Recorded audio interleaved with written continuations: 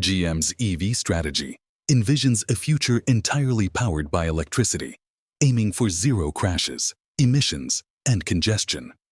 The automotive industry, renowned for its adaptability, has embarked on an electrifying journey in recent years with the rise of electric vehicles, EVs. Major players worldwide have committed to this electric future, seemingly relegating the internal combustion engine to obsolescence. However, General Motors CEO Mary Barr's revelation of an innovative ammonia engine challenges this narrative. In a landscape where Tesla's models dominate electric mobility and Nissan's Leaf has paved the way for mass adoption, GM's introduction of the ammonia engine appears bold.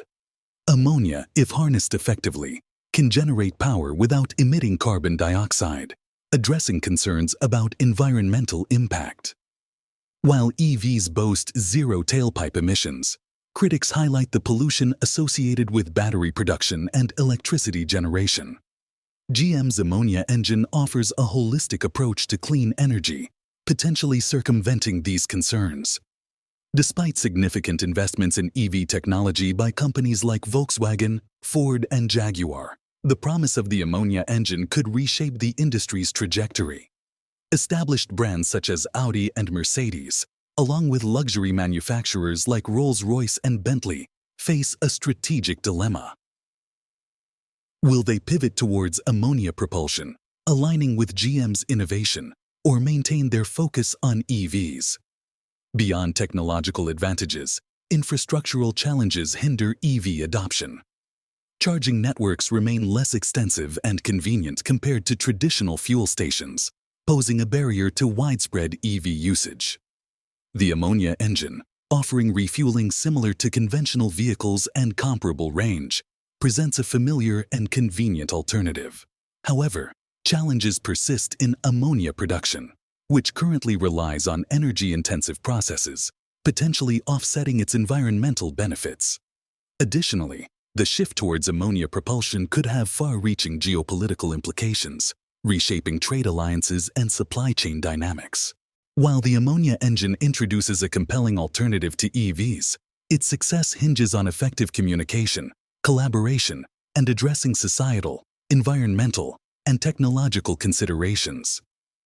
GM's bold move underscores the automotive industry's resilience and commitment to innovation, shaping the future of transportation. If GM's ammonia engines can be refueled in a manner similar to traditional vehicles and offer a comparable range, they might offer consumers a more familiar and convenient alternative to EVs. Of course, EV enthusiasts might argue in favor of the unparalleled torque, quiet operation, and smooth acceleration that electric vehicles offer. Still, if GM's engineers have been able to capture even a fraction of these benefits in their ammonia-powered vehicles, we could be on the cusp of witnessing a real contender to the electric throne. However, as with any significant innovation, challenges abound. Producing ammonia itself isn't without its environmental costs. The most common method, the Haber process, demands vast amounts of energy, often derived from fossil fuels. There's a profound irony in championing an environmentally friendly engine that relies on a fuel whose production might not be entirely green. For the ammonia engine to truly rival EVs, the entire supply chain, from ammonia production to vehicle refueling, would need to be as sustainable as possible. Furthermore, other automakers have explored alternative fuels in the past. Remember Honda's Clarity fuel cell vehicle or Toyota's Mirai, both of which relied on hydrogen as a fuel. While technologically impressive, these vehicles remain niche, in part due to the challenges associated with producing, storing, and transporting hydrogen. The ammonia engine, while promising, could face similar hurdles. One cannot help but admire the audacity of GM's move. By introducing the ammonia engine into the conversation, GM has essentially thrown down the gauntlet, challenging not just traditional automakers, but also tech-forward companies like Tesla, Rivian, and Lucid Motors. These companies have carved significant niches for themselves in the EV market, with technological prowess and market capitalizations that rival established players. Would they see the ammonia engine as a threat or merely another alternative propulsion method in a vast sea of possibilities? Mary Barr, known for her forward-thinking leadership, is not one to take such risks lightly. By backing the ammonia engine, she likely has a vision for its integration, not only within the US market, but globally. Emerging markets, especially in regions like Africa and parts of Asia, might be more amenable to adopting ammonia propulsion if it proves cost-effective and less infrastructure-intensive than EVs. These markets, often overlooked in the race to electrify, could be pivotal battlegrounds for the success of this technology. Then, there's the consumer perception to consider. Electric vehicles, for all their merits, have also been subjects of range anxiety and concerns over battery degradation. If GM can effectively communicate the advantages of ammonia-powered vehicles and address potential concerns head-on, they might be able to sway a significant portion of the market. It's essential to remember the power of effective marketing.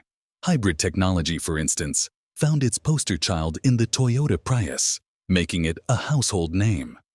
Similarly, for the ammonia engine to gain traction, it needs a flagship, a vehicle that embodies its potential and captivates consumer imagination. But, as is the case with any groundbreaking technology, collaboration might be key. GM could consider partnering with other industry leaders or even competitors. Joint ventures have been a staple in the automotive industry, with companies sharing risks and pooling resources to achieve common goals. Perhaps the development of ammonia infrastructure or refining the engine's technology could benefit from such collaborations. Additionally, it's worth noting the broader societal implications. Jobs related to traditional ICE manufacturing and maintenance could see a resurgence with the adoption of ammonia engines. This could have political implications, especially in regions where the move to EVs threatened local economies and employment. On the flip side, industries and jobs focused on EV battery production, charging infrastructure, and related technologies might feel the pinch if ammonia propulsion gains significant momentum. It's also worth pondering how this bold move by GM will impact the supply chain dynamics. Moreover, the global geopolitical landscape may also shift.